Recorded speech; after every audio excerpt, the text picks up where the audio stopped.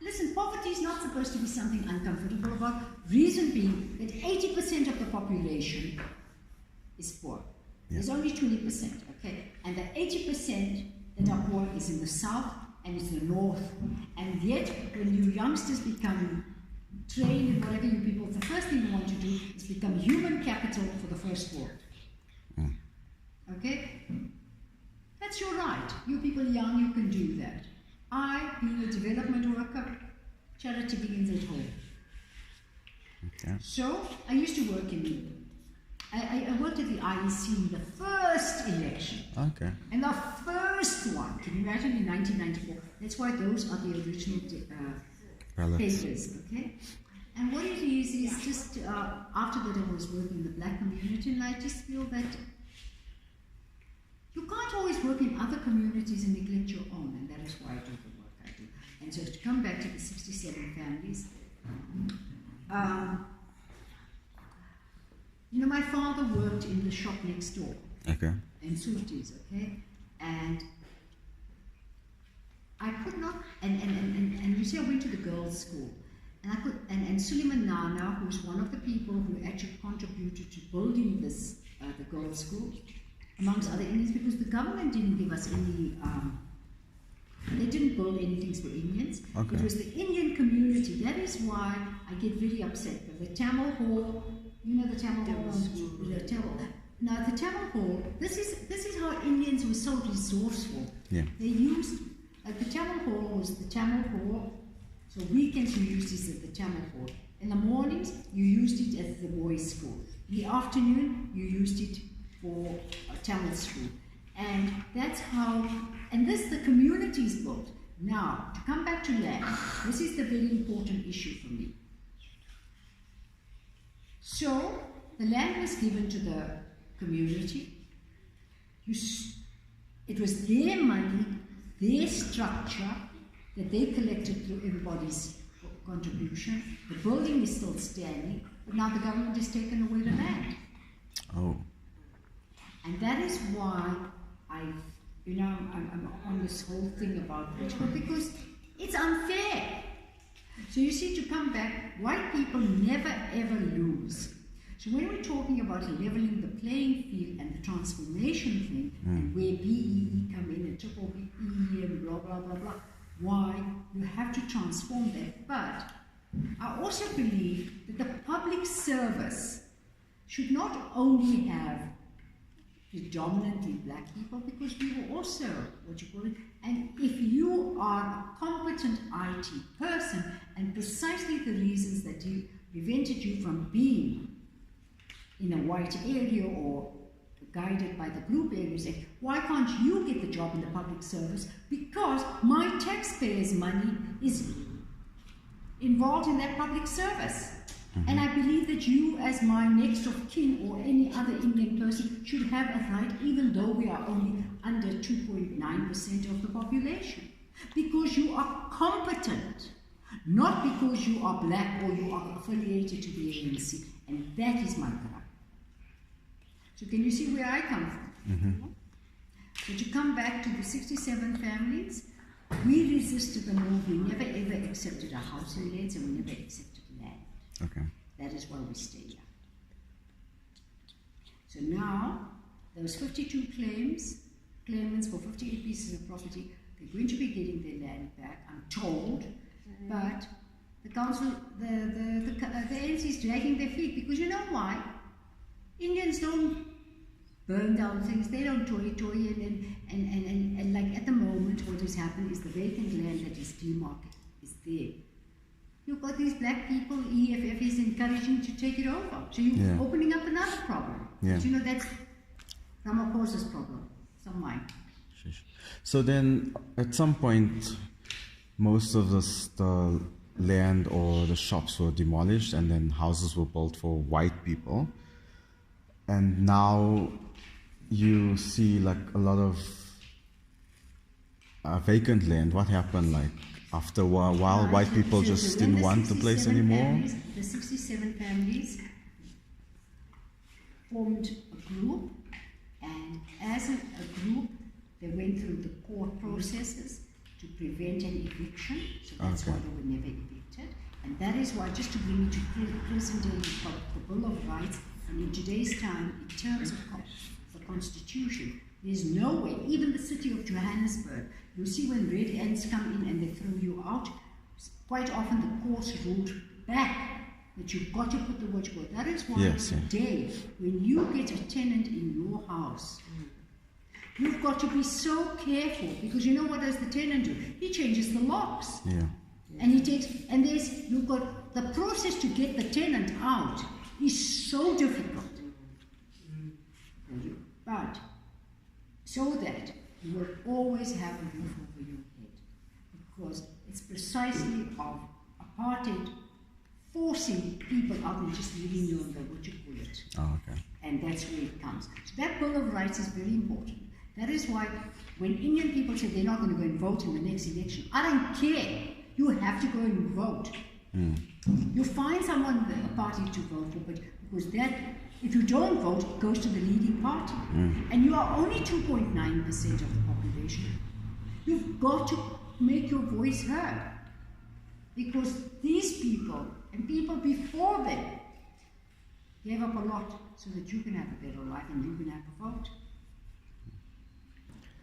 So, what was the outcome of the claim? That was the court case for the bunch that of. we could stay. Okay. You could stay, so they couldn't force you to, they couldn't evict you. And then in 1992, 93, because by then, you know, the CODESA talks had already been established, and you already had grey areas, like in Mayfair was a grey area, part of Hillbrow was, and Joubert Park. And what it is that you knew that the Nats could no longer sustain apartheid. So you had to make political change, and so we were allowed to stay, and so we bought our property. Okay. Because when it was declared a white area, then what happens is the government pays you out for your property. Now, not everybody owned their own property. A lot of the property was leasehold. Yeah. Now, this is a very interesting thing. I see at the moment, the city of Johannesburg, like here at the bottom is the taxi rank coming out, okay? And there's a public tender out to develop this property. And the public tender for that is to put up student accommodation. So if you're a contractor or a developer, you can go and put in a public tender, which means that you and the Afrikaner and everybody else everybody's equal now can apply for that land as to develop a public student accommodation. So we're all going to be treated. But that it doesn't. That's what theoretically, but it doesn't really apply, because you know, working in IT, it depends who you favor with, you'll get the contract. Okay? Be that as it may, that land is only on lease for 50 years. It's no longer that you can buy the land. Now, this is the interesting thing. Like, you know, you people live in Lens, am I right? So in Lens, your house, what extension do you stay in? 5. So 5 is the Nirvana garage, am I right? Yeah, just behind us. Okay, so in extension 5, the house you own as well as the land. Okay, that's your people's property. Now, when the youngsters go and buy an apartment or a townhouse in Sandton, that's the choice, or wherever they buy townhouses, they don't buy the land, they only buy the structure. And that is what it is. So that is why your people's housing lens is so important. Because land is important. Yep. Okay, that is why Julius Malema is going on, and remember not so long ago, what's this guy's name? Zuma kept on saying you must not sell your land, you must not sell your land, because land is very important. Now, to come back to indentured laborers, our forefathers, well, I didn't have any in India at Durban, I just got no family in Durban, can you believe it? As an Indian, no family at all. But Indians that first came out as indentured laborers to Natal Can you imagine the hardship they went through on a boat? They get diarrhea, they don't have food, they have the most terrible, and they worked like slaves as sugarcane farmers. So when they, after they like say they came on a 3-year contract or 5-year contract, when they could go back, they now already adjusted to this country. Why are they going to go back? They got their piece of land, so they developed. And how many Indians from Durban come to Johannesburg to seek better conditions? Yeah. So that is why I just think that it would be crazy to give up your land rights, that easily, because land is very important. I mean, Palestine and Israel are fighting for this tiny bit of land, which rightfully doesn't belong to it belongs to the Palestinians, but the British gave our land away. The British has caused all the rubbish, because look at the nonsense that goes on in India, because they came and stole all our wealth in India. Yeah. So you see, our Indian forefathers knew how tough life was under the British and why land is so important. That is why they guarded so much. So when Gandhi was in, and the reason Fietas was so, and Portsmouth, they were political. Indians are smart.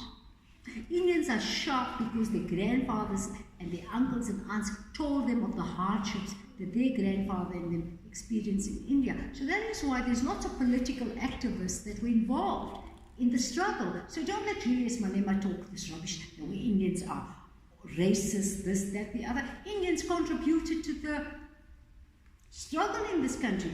To come back to Holy Asphalt, he then went, when he came back, after they were to move, they moved quite some time ago, okay? He lived in Lens. He went and opened up his practice in Soweto. Okay, so what nonsense is he talking? And that is why they honored him. But what did he get for that? He was murdered in his, what you call it? In his practice, yeah. And you know why was he murdered? There's a whole Abu Bakr Asghar Institute in Lens. You can go and visit it.